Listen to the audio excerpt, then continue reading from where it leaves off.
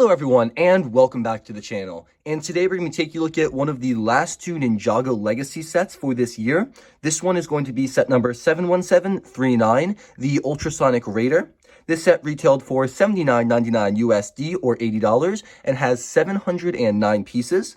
This set comes with all four of the original Ninja. We have Kai, Jay, Zane, and Cole, along with the Golden Legacy Zane minifigure, along with two remastered Legacy Snakes, and I'm really impressed with this. I've always wanted an Ultrasonic Raider set, and I've never gotten it the last like 2 or 3 times it's appeared in LEGO, and I'm very happy with this model. It's probably, I think, one of the best ones yet, and it does have the splitting feature where it detaches into all the different vehicles for each individual Ninja. We're going to take a look at all of the minifigures first, and there are quite a lot of them for this set, and then we'll move on to the actual build. All right, the first minifigure is going to be Golden Legacy Zane. He looks great here, and he has the exact same kind of stand build that all the other ninjas do. This time it's just white, to represent Zane. Pulling him off of that, though, gives us a better look at the minifigure here. He uses his Forbidden Spinjitzu design with the incredibly cool head wrap there, and I absolutely love the gold and the blue. I think it matches very well. His leg printing is the exact same as every other Golden Ninja, with some very nice, unique torso printing, and he's got the titanium head underneath his head wrap. So there's no back facial printing, except there's a tiny bit of design there. And then he's got a katana and a shoulder armor piece. But let's pull that off to give you a better look at the back printing there. And it's not too much. It's just a little belt and then a little design for him. And most of that gets covered up anyway, so it's not too terribly important. Minifigure looks great, though, and he's perfect to go on display with the rest of the Ninja. It's a very recent minifigure to do a 10 years anniversary of. I think they definitely could have picked a better version. That's my biggest complaint with the golden minifigures for Ninjago. They picked really recent versions for the 10-year anniversary, but still I think this is an excellent minifigure and probably one of my favorites just because of that head wrap mold. Our first Ninja is going to be Kai, and this minifigure is by no means exclusive. He's come in a ton of other sets. It's Kai in his traditional Legacy outfit. He's got the Sword of Fire, the same mold originally introduced in 2011. He's got a silver katana along with a gold armor piece, and pulling that all away gives you a better look at his printing there. A very nice gold dragon, some very cool black robe designs, feet printing, a very nice belt design, and pulling off his head wrap, you can see he's still got the Ninjago movie facial print, and very happy on the back. Not too much to say about this minifigure. It's remained unchanged for a solid couple of years now. Here we have Cole, and much like Kai, this is the exact same Legacy minifigure that's appeared in many other sets. His accessory is going to be the Scythe of Quakes, and I hate it with a passion.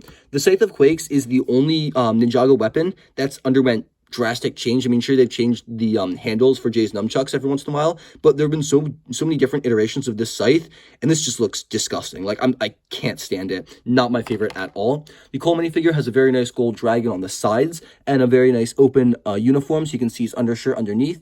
Really nice leg wraps and feet printing, and of course, pulling aside his wrap, you get the nice angry expression, and then a happy one from the Ninjago movie. Remains unchanged for several years at this point. Not too much to say about that Cole minifigure.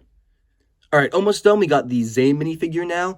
This guy is, again, unchanged. Accessory is going to be these shurikens of ice. He's got a very nice gold dragon.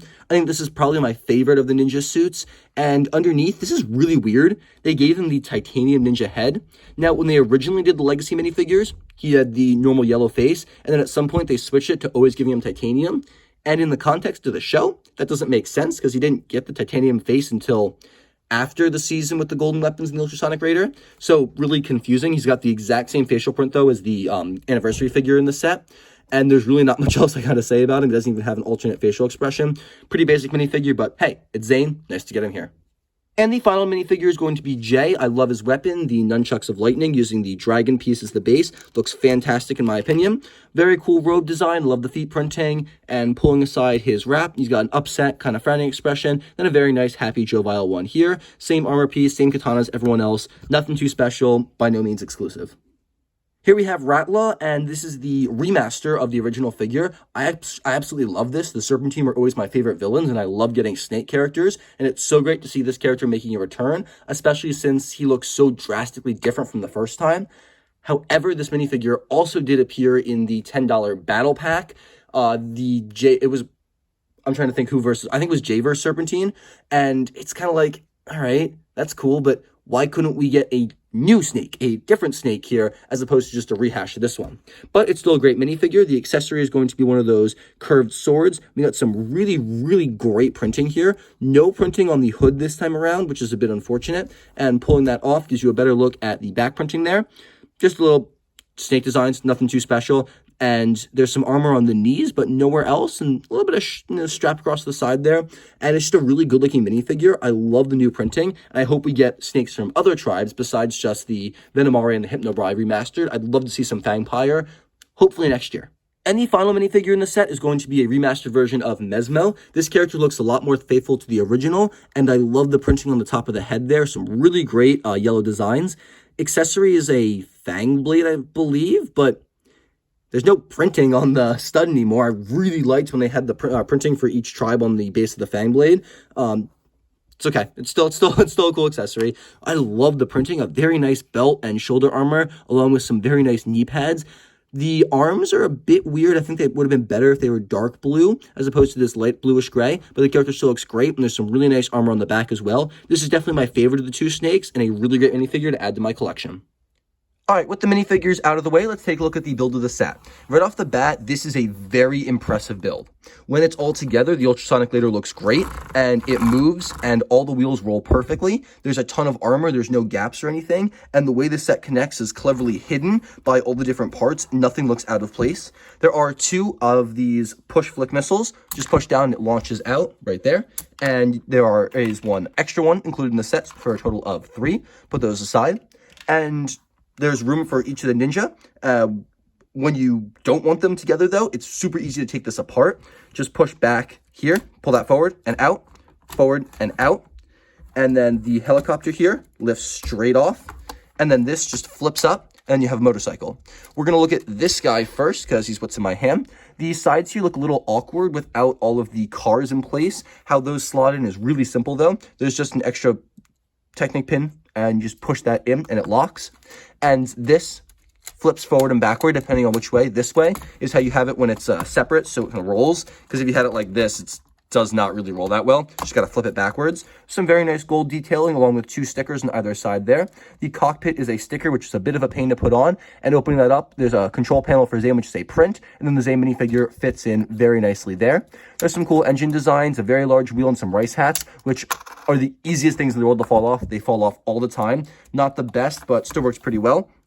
And it's a very nice vehicle on its own. This one I feel like holds up much, much better than the 2 side vehicles here. Now, these guys are identical, just mirrored. And I'm not the biggest fan. I think it looks incredibly goofy. I'm not sure how the original Ultrasonic Raider looked because I never got that set. But I don't know about this one, buddy.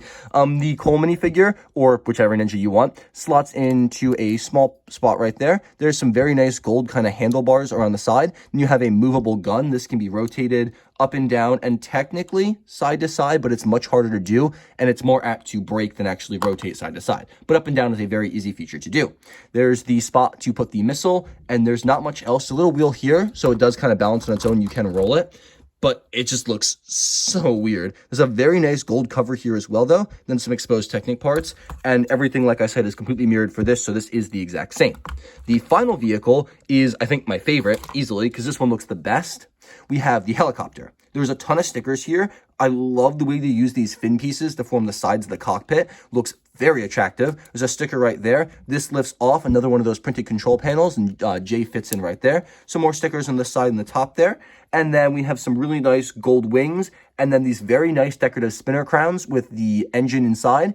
And then to make this into an actual helicopter, you just push down there, and that flips out. Now you have helicopter wings. Now, I will say the connection here is a little bit loose, and you can see it's starting to come off a little. Just push that back into place, and that fixes it. It's a little weird, a little weak, just a heads up. But the plane itself looks great, and this piece, it's a really ingenious Technic connection. So to get that back, you just kind of pull up on that, and it closes the wings up, extends them, closes it. It works perfectly, and it looks great in my opinion. And I just love the way this looks. I think this is the best standalone set vehicle from this set. Altogether, though, I absolutely adore the Ultrasonic Raider. I love the way it looks, and while it might be a bit funky when you have everything separated out, on its when it's all together, this looks phenomenal. And let me show you how to connect the helicopter part real quick. Pull this forward, And then you can see right there, there's two receiving holes for Technic pins. Then there are two Technic pins there. Just set that on top, push it down, and there we go. You're in place. It's a little wobbly there, but you get used to that. Once you kind of push it down, it doesn't really move too much. It'll bounce a little if you try, but the whole car bounces when you move it, so it really doesn't matter. That is a slight issue. You can't really grab it from the front because this will pop forward. But if you got it from the helicopter, it's very loud, actually. That's perfect. I do think it's a little funny how we have this massive hero vehicle, and then the only opposition is two snakes, but you know, it's totally okay. I really like this. I think it's a very attractive build. Probably my favorite from the Legacy line. It just looks so great on display, and definitely this is one I'm going to be keeping solid like this, not breaking it apart. However, the play feature to break it apart is great for kids. I think people are going to get a huge kick out of that. Let's move on to the box and the manual real quick, and then we'll bounce back for the final verdict. All right, and here's the box. In the bottom corner there, we have the exclusive golden Zane minifigure advertised. The rest of the Ninja and the Snakes advertised there. This set is from Season 1, of course. And then we got the Ninjago Legacy logo, and then the ultrasonic radar with the snakes. I don't know why this one's trying to attack it. You really should just be running like that guy. On the top, we have all the minifigures advertised with the golden Zane as well. And then on the back of the box here, it shows the set splitting up. You got the two side ones, the bike in the center, and then the flying vehicle as well. Not quite 100% accurate because it should have another compartment as well. Like it's as good as they can get. It's pretty good. Collect all 6 gold Ninja. We got some shots of this from the show, and then different versions of how to like modify this and break it apart, which looks really cool. And here's the instruction manual. It's got the same picture as the manual, as the box, on the front here. We have the Ninja on the back, Lloyd in. I wonder if they were ever going to update this, because the Ninjago movie is pretty old at this point. We have the parts list, and then an advertisement for the other Legacy sets that contain gold minifigures. There should be reviews for all of these up, except for possibly the Fire Dragon, depending on what time I get these videos out for you. Advertisement for how the sets kind of split apart, and then just manual showing you how to split all the sets apart. Not too much else. Pretty simple instruction manual. All right, overall, I'm going to have to rate this set a solid 10 out of 10. This is, in my opinion, a perfect Ninjago set.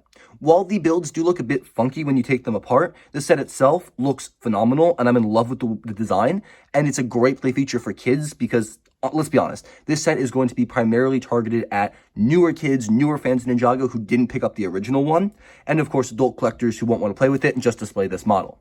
The fact that they include 7 minifigures is insane. I love that. We get all 4 of the core Ninja with their golden weapons. Bit weird that Zane, like I said, had the titanium face, but that's okay. We get 2 amazing remastered snakes. My only complaint is that this is the second time we're receiving the remastered Radla. I would have loved to see a different remastered snake as opposed to a duplicate, but that's okay. And of course, that great Legacy minifigure. This set definitely is well worth $80, and if you haven't gotten it, this would make an excellent Christmas gift if you have a pretty high budget, or when you get your Christmas money, this is a great Ninjago set to get, because it gives you everything. That's all I got for you guys today, though. Make sure to leave your thoughts about this Ninjago set, and of course, the Ninjago theme in general in the comment section down below. I'd love to hear from you. Thank you guys, and have a fantastic and safe rest of your day, and I'll catch you all in the very next video.